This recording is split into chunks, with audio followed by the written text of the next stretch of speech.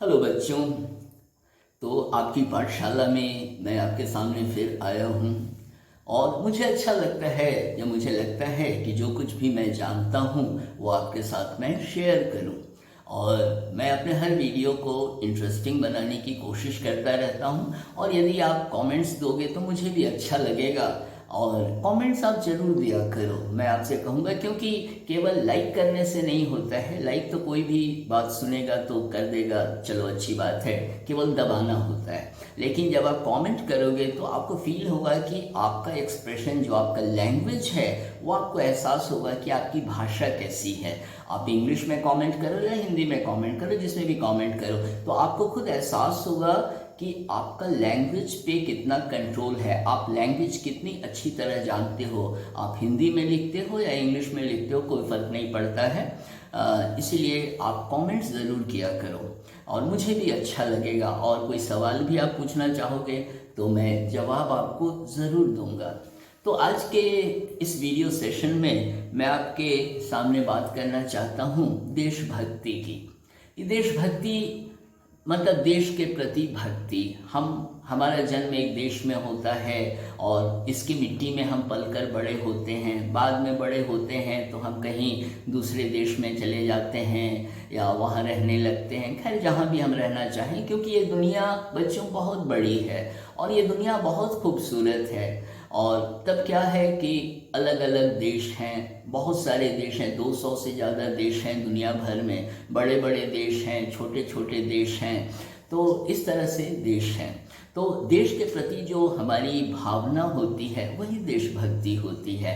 और देश के प्रति भावना हर इंसान की होती है, क्योंकि वह उसका जन्म स्थल है। इसलिए भारत में हम मदर इंडिया अपने देश को कहते हैं, हम फादर इंडिया नहीं कहते, मदर इंडिया। एक जगह हम महिला को सम्मान भी देते हैं और महिला एक बच्चे को जन्म देती है, तो इस धरती ने हमें जन्म दिया है, इसलिए हम मदर इंडिया कहते हैं और हम मातृभूमि हिंदी में कहते हैं। तो देश के प्रति जो हमारी भावना होती है यही देशभक्ति होती है। तो आपको अपने देशभक्ति के बारे में मैं कहना चाहूँगा कि पहले तो आपको अपने देश को जानना चाहिए, क्योंकि उत्तर से दक्षिण और पूरब से पश्चिम जो हमारी सीमाएं हैं, हमारे देश की सीमाएं हैं, उसके बारे में आपको ज़रूर जानना चाहिए। जैसे हम नॉर्थ में देखते हैं तो जम्मू एंड कश्मीर है, साउथ में देखते हैं तो तमिलनाडु है, और ईस्ट में देखते हैं तो असम है, वेस्ट में देखते हैं तो गुजरात हमारा हो जाता है। तो जब अपने देश के बारे में आप जानोगे तो आपकी दिलचस्पी भी बढ़ जाएगी और देश के बारे में एक अच्छे विद्यार्थी को जानना चाहिए। इसीलिए बहुत ज़्यादा नहीं, जैसे जैसे आप क्लास में आगे बढ़ोगे तो आपको और भी जानने की दिलचस्पी बढ़ेगी, आप बहुत कुछ सीखने भी लगोगे और आपको अच्छा लगेगा। क्योंकि ज्ञान, किसी को भी ज्ञान अच्छा लगता है, क्योंकि ज्ञान जो होता है वो नई चीज़ें हमारे दिमाग में आती हैं, यही तो ज्ञान है। ज्ञान स्कूल में भी हो सकता है, कॉलेज में भी हो सकता है, किसी पेड़ के नीचे भी हो सकता है, कहीं पर खेलते हुए भी ज्ञान हो सकता है, बाथरूम में नहा रहे हैं, कुछ एहसास हुआ तो वो भी ज्ञान है। किसी बात का नॉलेज जो हमारे दिमाग में जाता है, जगह की बात नहीं होती है, ज्ञान कहीं भी पाया जा सकता है। और कभी कभी ज्ञान की कुछ बातें दिमाग में अचानक आ जाती हैं, तो ये भी तो ज्ञान है।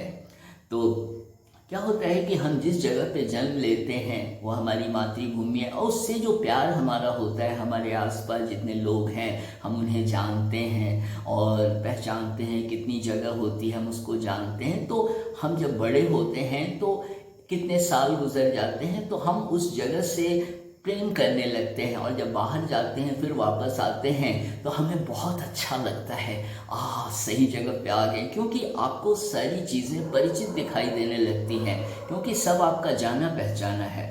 तो यह बात मैं कहना चाहता हूँ। दूसरी बात, अपने देश के बारे में भी थोड़ा आपको जानना चाहिए। बहुत गहराई में जानोगे तो फिर आपको इतिहास गहराई में पढ़ना पड़ेगा, लेकिन आपको देश के बारे में जानना चाहिए। भारत का प्राचीन इतिहास, भारत का मध्यकालीन इतिहास और आधुनिक भारत का इतिहास। तो आपको अभी आधुनिक भारत जानने की ज़रूरत है। जैसे जैसे आप बड़े होगे तो आपको और भी ज्ञान आपको होता जाएगा। और आप सैनिकों को जब देखते हो तो मैं क्या करता हूँ कि जब कोई सैनिक दिखाई देता है तो मैं सैल्यूट करता हूँ। सैल्यूट इसलिए करता हूँ कि वो हमारी सीमाओं पे पहरा देते हैं, जिसके कारण हमारा देश सुरक्षित रहता है। तो इसीलिए सैनिकों का सम्मान करना चाहिए और तब उन्हें भी अच्छा लगता है। मैं जिन सैनिकों का सम्मान करता हूँ वे मुस्कुरा उठते हैं, मुझे बहुत अच्छा लगता है। वे मुस्कुराते इसलिए हैं कि उनको लगता है कि उन्हें सम्मान दिया जा रहा है, तो यह ज़रूरी है।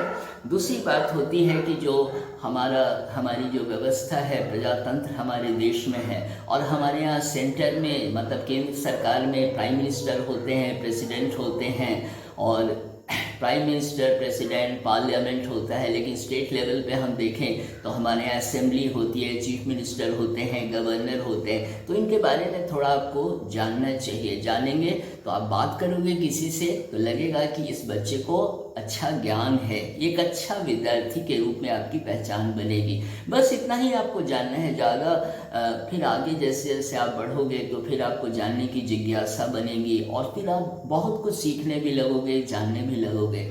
और इन बातों को मैं आपके साथ शेयर करना चाहता था। और मेरा दूसरा वीडियो भी चलता है विद्यार्थियों की पाठशाला। ठीक है, आप भी तो बच्चे हैं, आप भी तो विद्यार्थी ही हैं, लेकिन थोड़ा सा वो हायर लेवल का है। लेकिन आप उसे देखना चाहो तो आप वो भी देख सकते हो।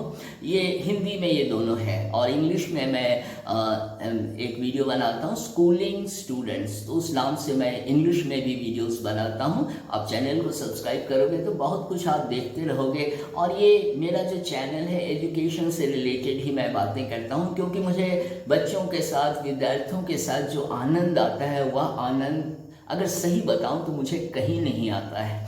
तो इसीलिए मैं इस चैनल के माध्यम से आपसे कनेक्ट करता हूं, आपसे जुड़ता हूं, अपनी बातें आपसे शेयर करता हूं। और मैं एक टीचर हूं तो मुझे लगता है एक शिक्षक के रूप में मैं अपने स्टूडेंट्स से काफ़ी कुछ शेयर करना चाहता हूँ और मुझे करना भी चाहिए। और शिक्षक का नॉलेज जितना अच्छा होगा उतना ही अच्छा नॉलेज वो विद्यार्थियों को दे सकता है, ऐसा मेरा मानना है।